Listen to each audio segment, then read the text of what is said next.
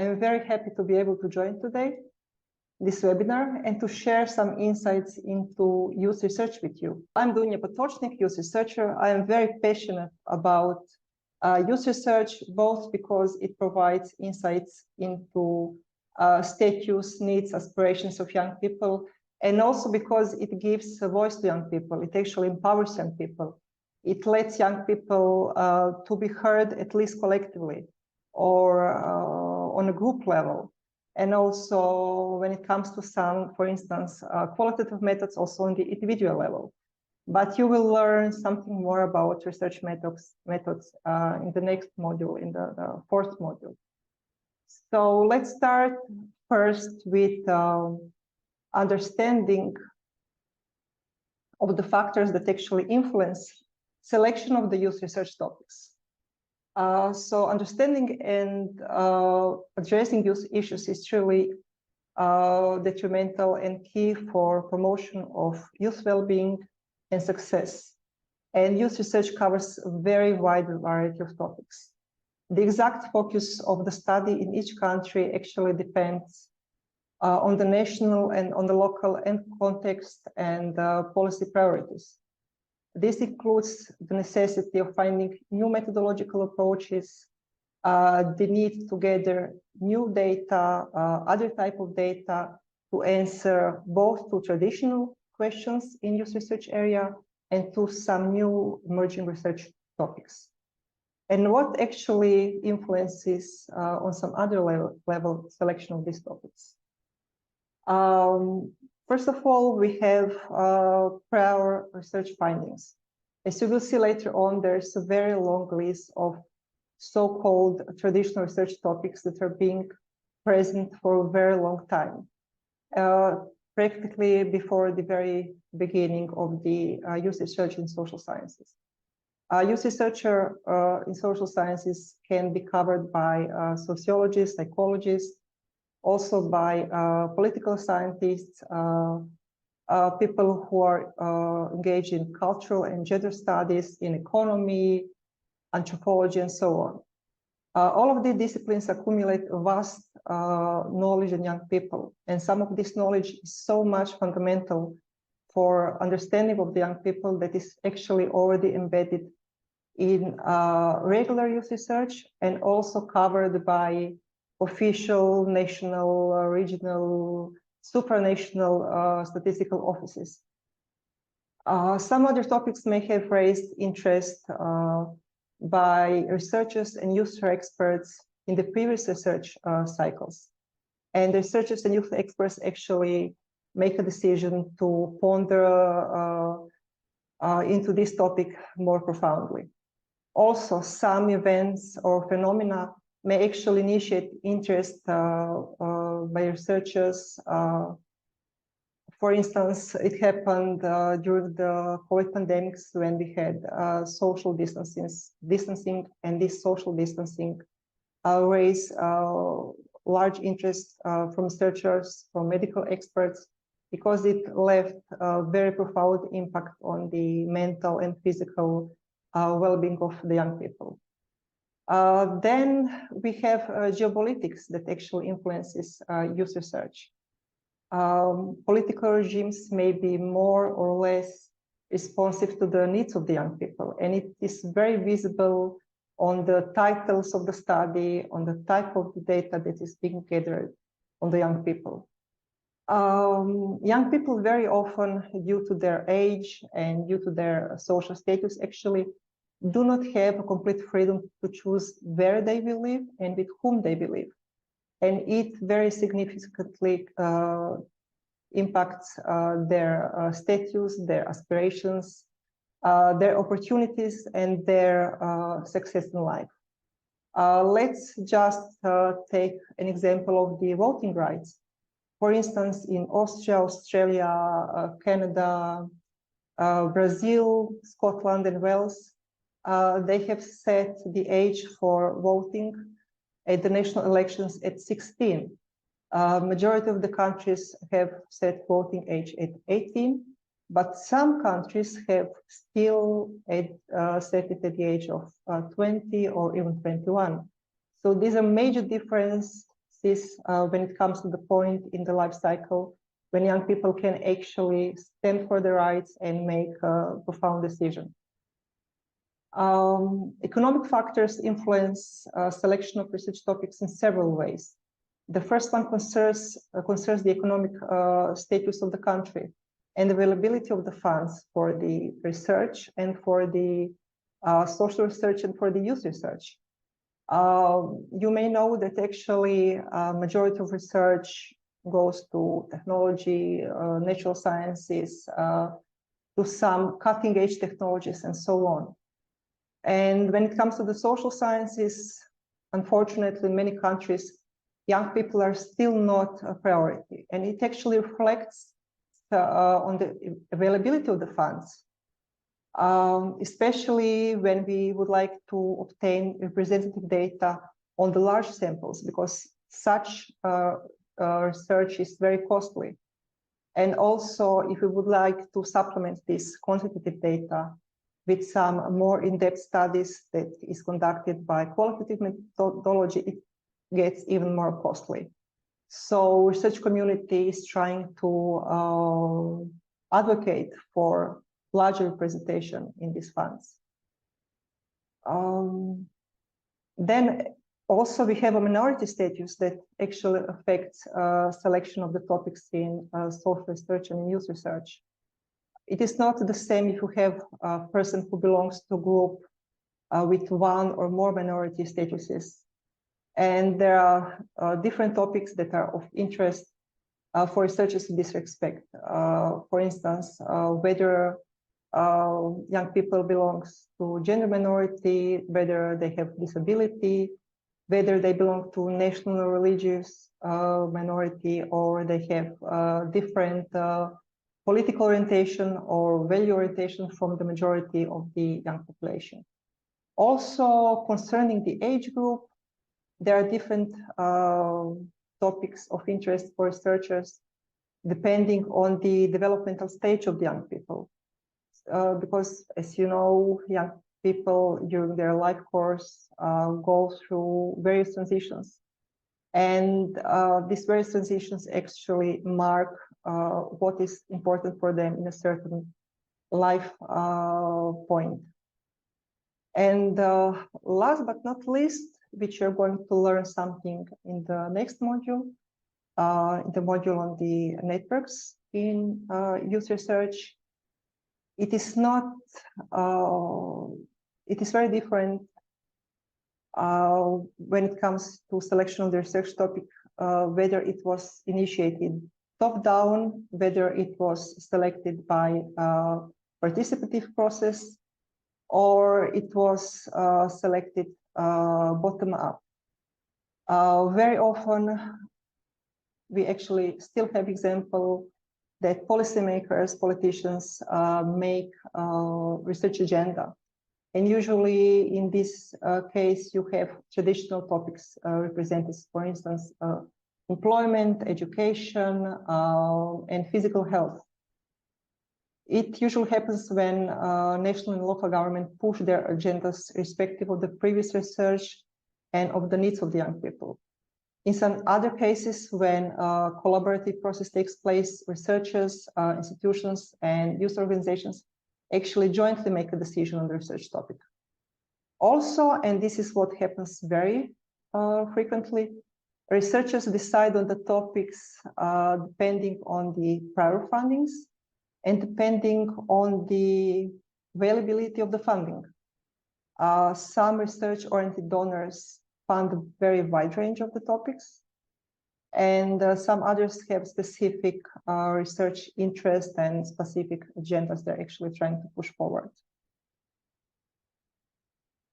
When it comes to the youth partnership topics, I'm sure that you had a chance in the past 10 days to get to know something more about the youth partnership activities, about their projects, and there are actually 19 topics that are present in the work of the youth partnership, but I'm going to present only some of them.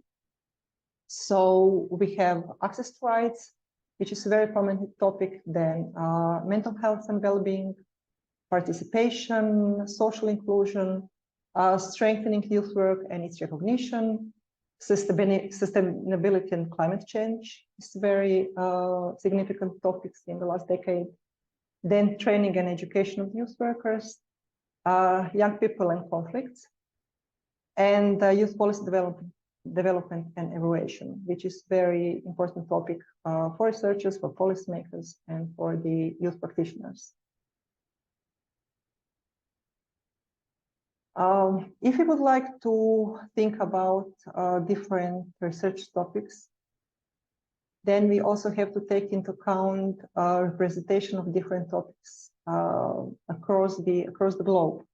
So when it comes to the international research topics, if you take a quick survey or desk research and check the international academic journals, then you will see that they have very diverse focus. I selected only a couple of examples, but you can find the rest of them online. So for instance, you have Children and Youth Service Review, which studies social service programs for children and youth. Then you have International Journal of Child, Youth and Family Studies, which actually study services assisting children, young people and families. Journal of Youth Development is oriented towards some points in the development of the young people, so like education, social inclusion, mental health. And then you have international journals covering a wide range of topics, like International Journal of Adolescence and Youth, Journal of Youth Studies, and journal which is called Young Nordic Journal of Youth Research.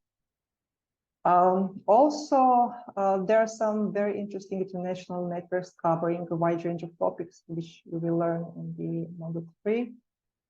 One of them is the International Social Survey Program, or ISSP. In its modules, it covers research on adult population, so 18+, on citizenship, environment, family, changing gender roles, health and healthcare, leisure time, sports, national identity, religion, role of government, social networks, social equality, and youth orientation. And actually, this database is publicly available. It means that if you have skills to use the quantitative data, you can use them freely and make your own conclusions, write your studies, and so on.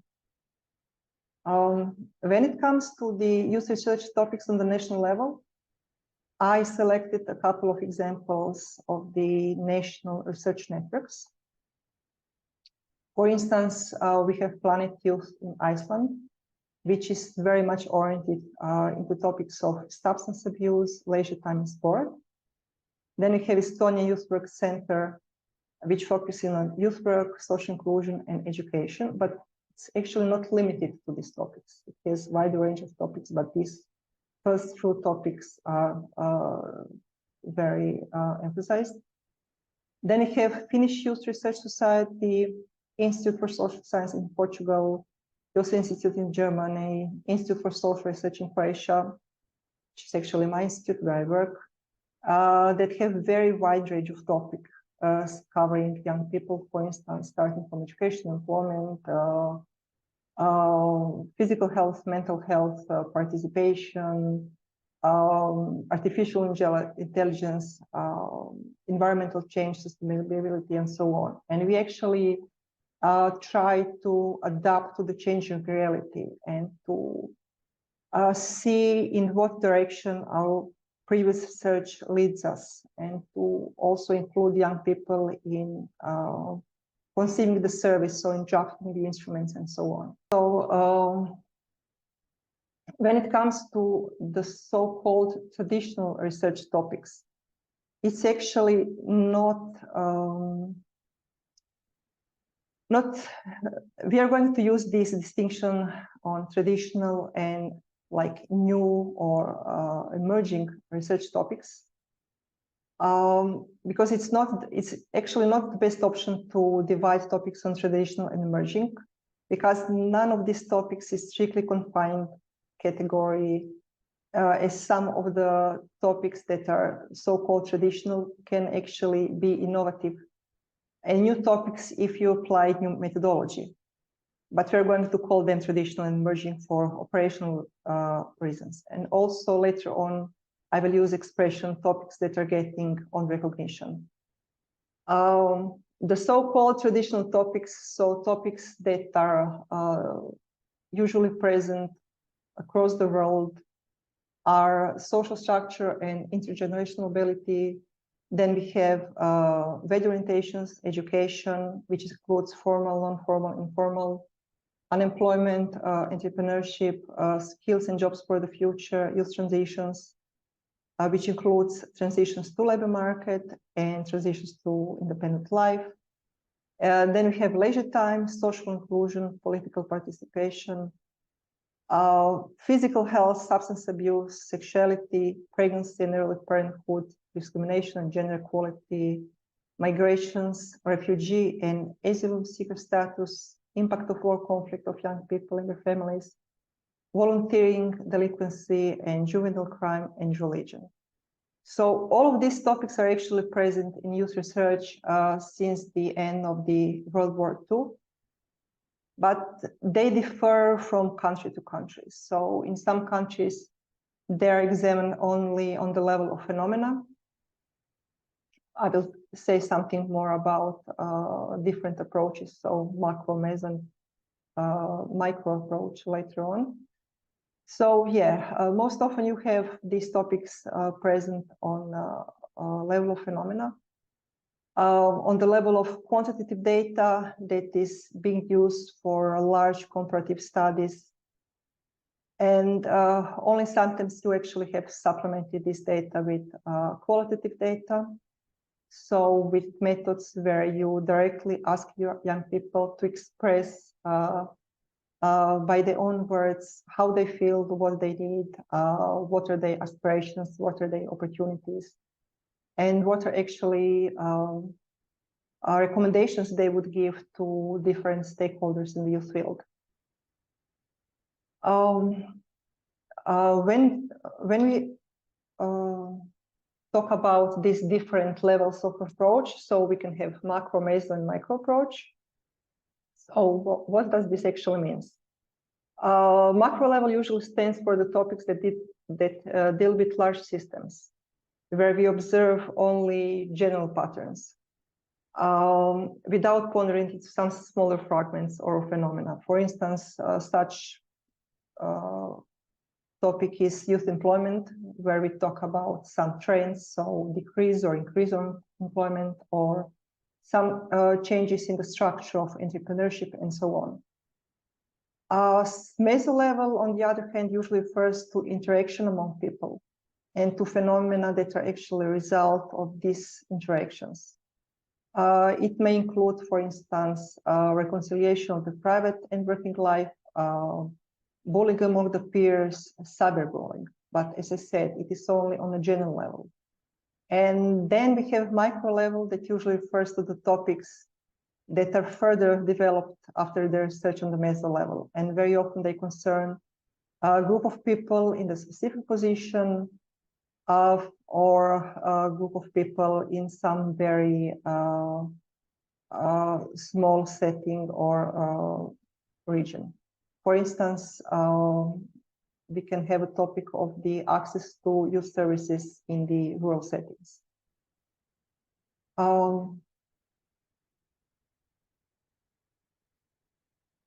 And now when we talk about the macro level topics that are getting on recognition, they're actually mental health. As we had a chance to see during pandemics, mental health became one of the most prominent topics in the youth research. Up to that point, youth mental health was somehow considered as something that is self-understandable. Very often, youth mental health was considered only if in the cases of serious mental illness or serious difficulties, learning difficulties, disability, and so on.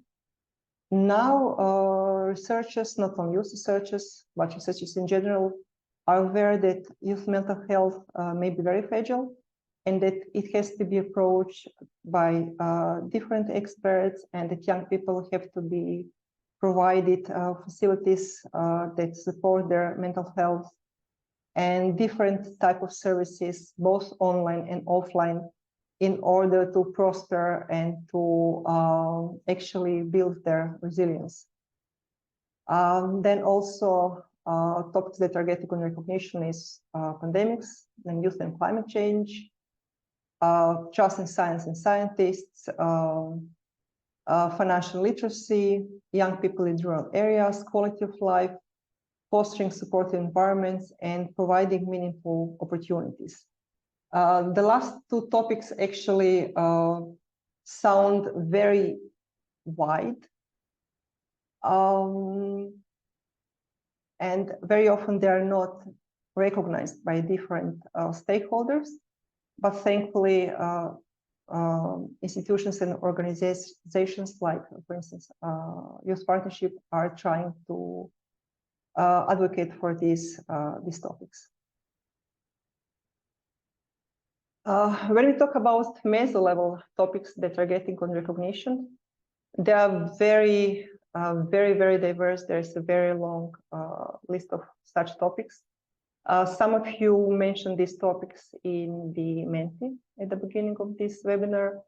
Such topics are, for instance, the right to self-determination, then peer pressure, depression, and suicide among young people, education, academic pressure, or balancing success and well-being, early career guidance,